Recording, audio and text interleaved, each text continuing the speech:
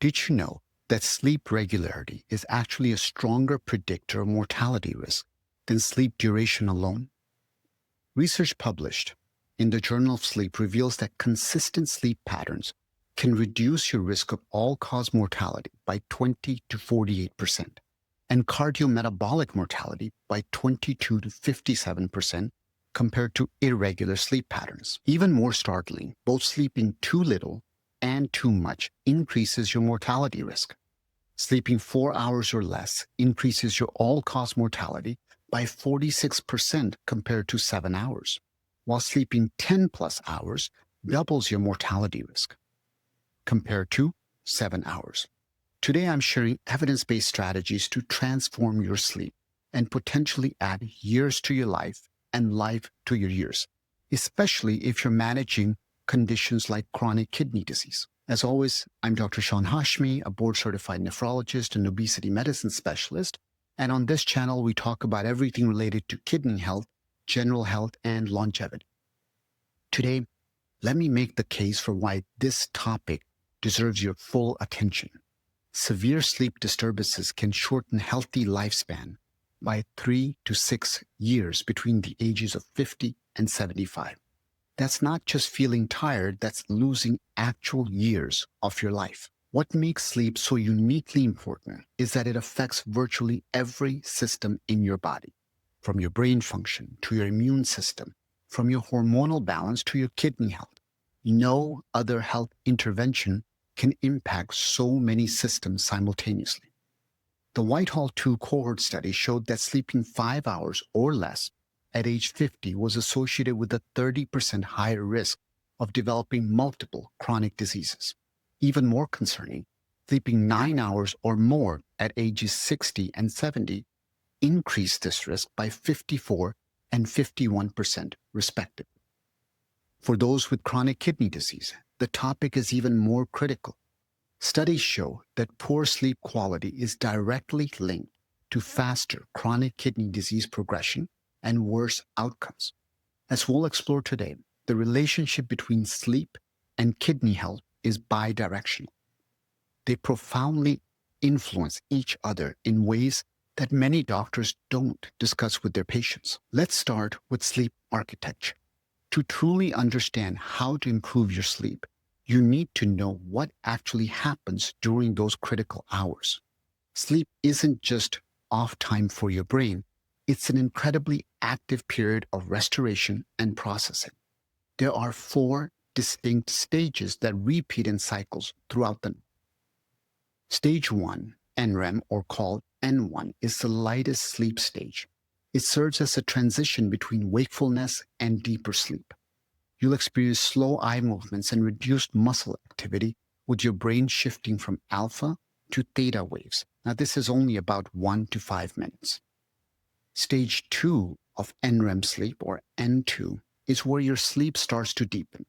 Your heart rate decreases further, your body temperature drops, and breathing stabilizes. Your brain produces distinctive patterns called sleep spindles and K complexes. These aren't just fascinating EEG readings, they're actually critical for memory consolidation and protecting your sleep from disturbances. You'll end up spending about 50% of your total sleep time in stage 2. Stage 3, NREM or N3, this is also called slow wave or deep sleep. This is when your body does its most intensive physical repair work.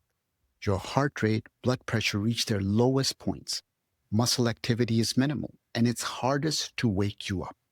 This stage is dominated by delta waves, and it's when growth hormone is released for tissue repair and cellular regeneration. This is also where your lymphatic system is most active. We're going to talk about that in a second. Finally, there's the REM sleep. About 90 minutes after falling asleep, you enter REM, rapid eye movement sleep. Your brain activity increases dramatically. It's almost like resembling when you're awake. Your eyes move rapidly, but paradoxically, your major muscles are temporarily paralyzed. This is also when you have the most vivid dreams, and critically, It's when emotional regulation and memory consolidation occur. Now, throughout the night, you cycle through these 4 stages about 4 to 6 times, and with each cycle lasting roughly 90 minutes to about 110 minutes. The proportion of time in each stage shifts, with more deep sleep in the first half of the night and more REM sleep in the second half. A study published in Cell in 2025 showed something quite interesting. During non-REM sleep, norepinephrine-mediated slow vasomotion drives your lymphatic system to clear neurotoxins from your brain. In simple terms, your brain has a waste removal system that's most active during deep sleep. When this system is compromised by poor sleep, neurotoxins actually accumulate, and they potentially contribute to cognitive decline and neurodegenerative diseases, circadian rhythms, and their critical role. Now, let's talk about one of the most fundamental but often misunderstood aspects of sleep, your circadian rhythm. This isn't just about feeling sleepy at night or alert during the day.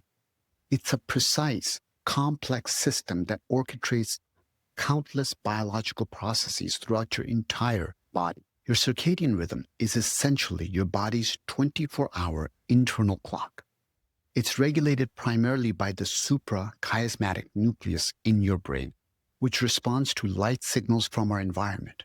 But here's what's fascinating. It doesn't just control sleep.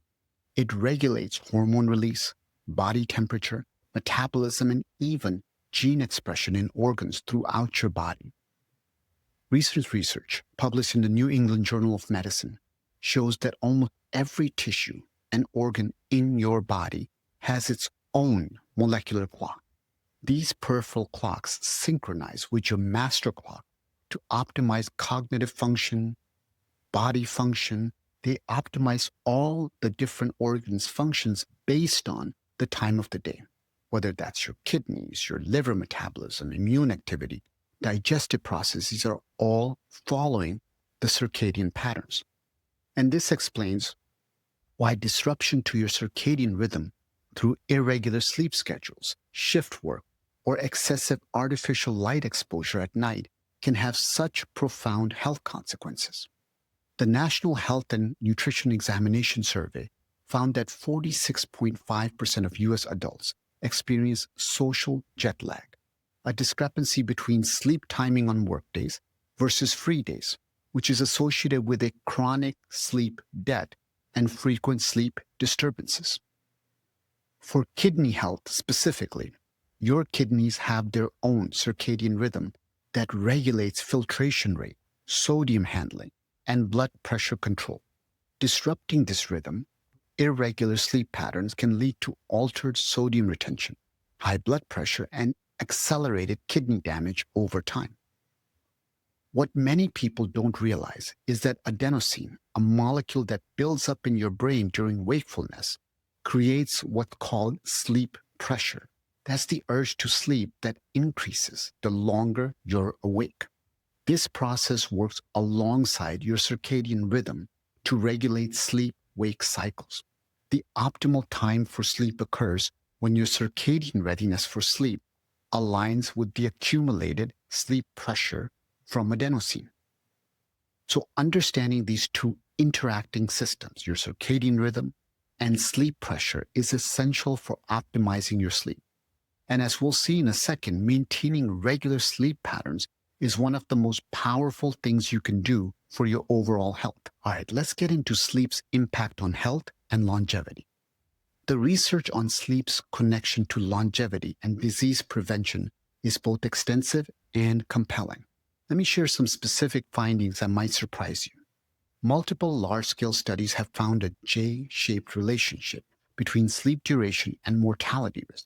This means that both short sleep, less than 6 hours, and long sleep, more than 8 hours, are associated with an increased risk of early death compared to the optimal window of about 7 to 8 hours. A major meta-analysis of 40 prospective cohort studies published in Sleep Medicine Reviews confirmed this pattern. But here's something truly remarkable. Sleep regularity appears to be even more important than total sleep duration. A study in sleep found that having consistent sleep patterns reduced all-cause mortality risk by up to 48%, and cardiometabolic mortality by up to 57% compared to those with highly irregular sleep patterns. Sleep is also critical for cognitive function and brain health. Sleep deprivation impairs hippocampal-dependent memory processes by disrupting synaptic plasticity and reducing neurogenesis. Studies have shown that sleep loss actually decreases dendritic spine density in the hippocampal neurons. These are the physical structures that are needed for memory storage. Even more concerning is that chronic sleep deprivation triggers low-grade brain inflammation. This contributes to chronic cognitive function decline over time. Research in neuroscience and biobehavioral reviews demonstrated significant impairments in executive functioning, sustained attention, and long-term memory associated with chronic sleep restriction. And here's something many people don't realize. Recovering from chronic sleep debt takes much, much longer than you might think. A study in Scientific Reports found that even after 2 nights of recovery sleep, participants' episodic memory performance remained impaired despite restored hippocampal connectivity. For chronic sleep restriction, some neurobehavioral deficits failed to fully recover even after 4 nights of extended sleep. This means that consistently prioritizing good sleep is far more effective than trying to catch up on weekends. That's a strategy that simply does not work according to science. Let's talk about sleep and kidney health and what's the connection. Now, let me talk about something that I'm really passionate about, which is keeping your kidneys healthy. The powerful connection between sleep and kidney health is so important to understand. And remember, this relationship is bidirectional and profoundly important, and yet it is overlooked in clinical settings. Poor sleep accelerates the progression of chronic kidney disease through several well-documented mechanisms. Sleep disturbances increase systematic inflammation and oxidative stress, which directly damage kidney tissues.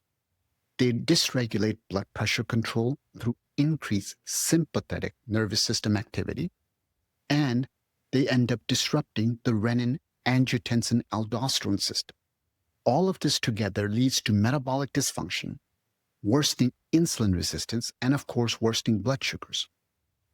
To top all of this off, all this cascade of changes then impair endothelial function, which is those cells that line the inside of your blood vessels, and they compromise blood flow, not just renal blood flow, but blood flow everywhere in your body.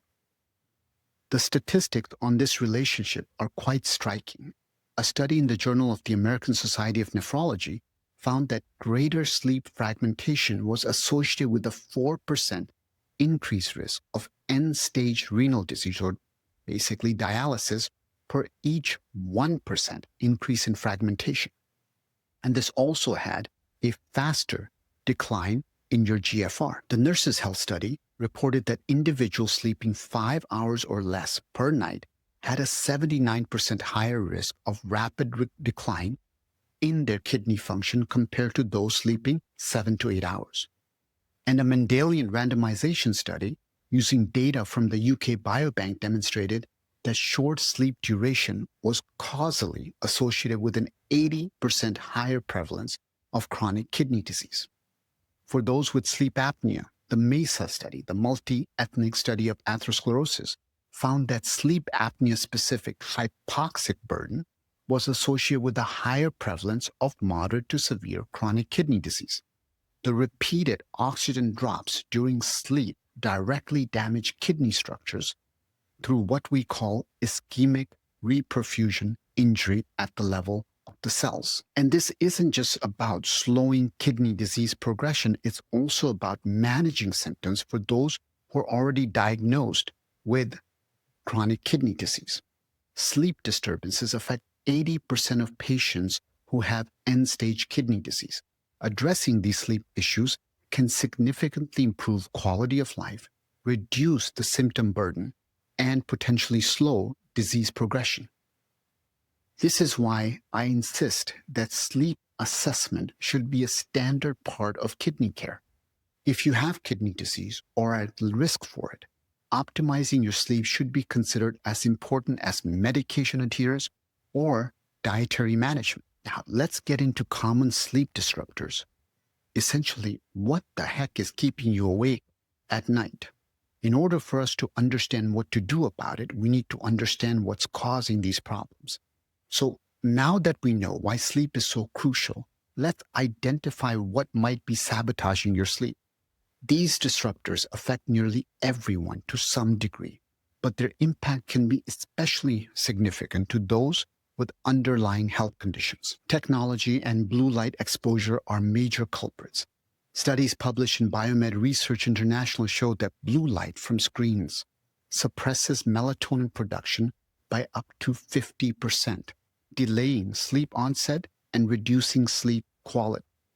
The light receptors in your eyes that regulate circadian rhythms are particularly sensitive to blue wavelengths, which are abundant in digital screens and energy-efficient lighting. Environment also plays a critical role. Research in environmental research found that bedroom temperature significantly impacts sleep quality.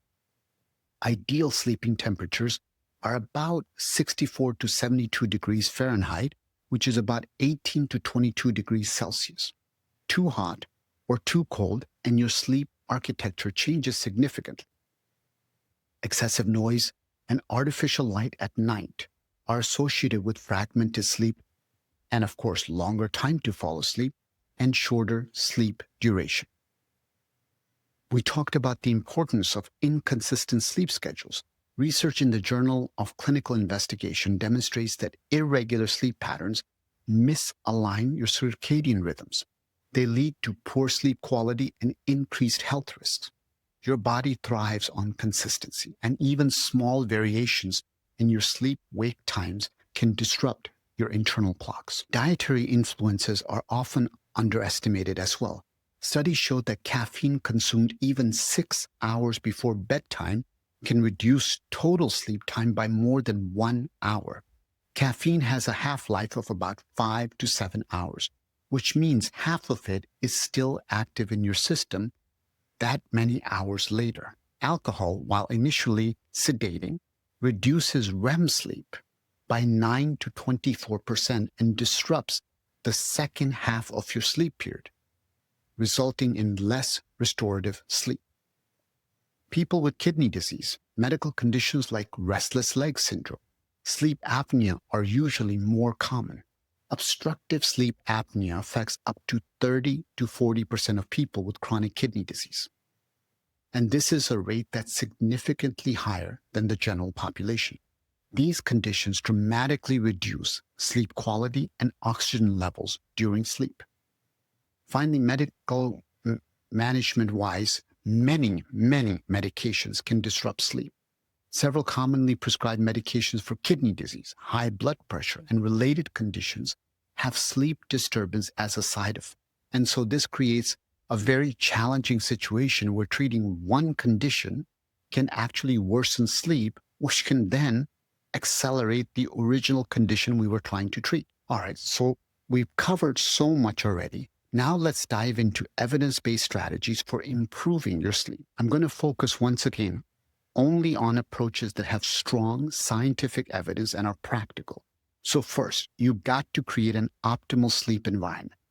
Research confirms that keeping your bedroom between 18 to 22 degrees Celsius or 64 to 72 degrees Fahrenheit significantly improves sleep quality. Complete darkness increases your melatonin production by up to 50%. White noise has been shown to mask disruptive sounds and improve sleep quality, particularly in noisy environments. And of course, comfortable bedding that supports proper spine alignment reduces discomfort and nighttime awakenings. But most importantly, having a consistent sleep schedule is probably the single most powerful intervention you can start doing tonight. That sleep journal study that I mentioned earlier found that consistent sleep-wake patterns reduce mortality risk by up to 57%. So going to bed and waking up at the same time, even on weekends, helps to regulate your circadian rhythm. I've talked about one of my longest living patients that I've taken care of. One of the things that she consistently does is make sure that she goes to bed and wakes up at the same time every day. She's been doing this for decades and continues to thrive in so many parts.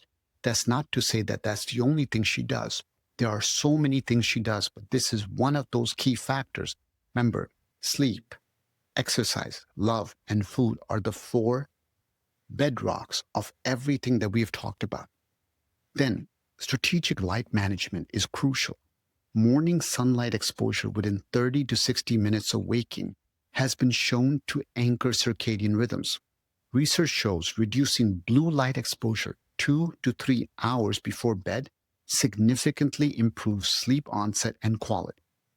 Consider using your blue blocking glasses in the evening or using apps and settings that filter blue light coming from your devices. Now, dietary timing matters as well. Eating large meals close to bedtime can disrupt sleep by increasing core body temperature and digestive activity when your body should be cooling down and slowing metabolic processes. Research recommends having your last meal at least 2 to 3 hours before bedtime. I recommend 4 hours before bedtime. And of course, caffeine management is essential. Remember, caffeine has a half-life 5 to 7 hours, meaning that caffeine from your afternoon coffee is still active in your system 5 to 7 hours later. So limit caffeine after noon or earlier if you're very sensitive. For alcohol, despite its reputation as a sleep aid, research consistently shows it fragments sleep and reduces REM sleep by 9 to 24%. I prefer you don't drink alcohol, but if you drink alcohol, try to finish it at least 3 to 4 hours before bedtime to minimize its impact on your sleep architecture. When it comes to the L in self or love, mind-body practices have impressive research support. Clinical trials published in the Journal of Clinical Sleep Medicine demonstrate that progressive muscle relaxation reduces sleep onset latency by as much as 15 minutes. A meta-analysis showed that mindfulness meditation improves sleep quality with moderate to large effect sizes.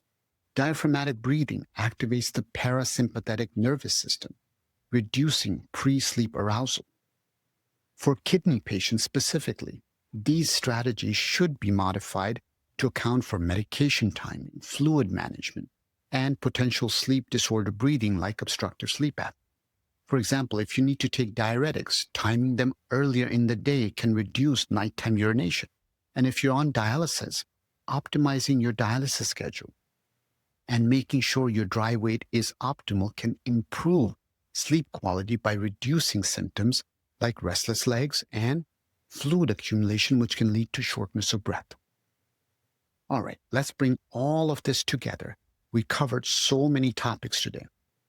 Bottom line here is the evidence is clear.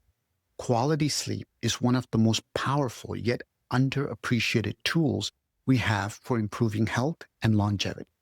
The data shows that improving your sleep quality could add 3 to 6 years to your life and life to your years, and it can reduce your risk for all sorts of chronic conditions like chronic kidney disease.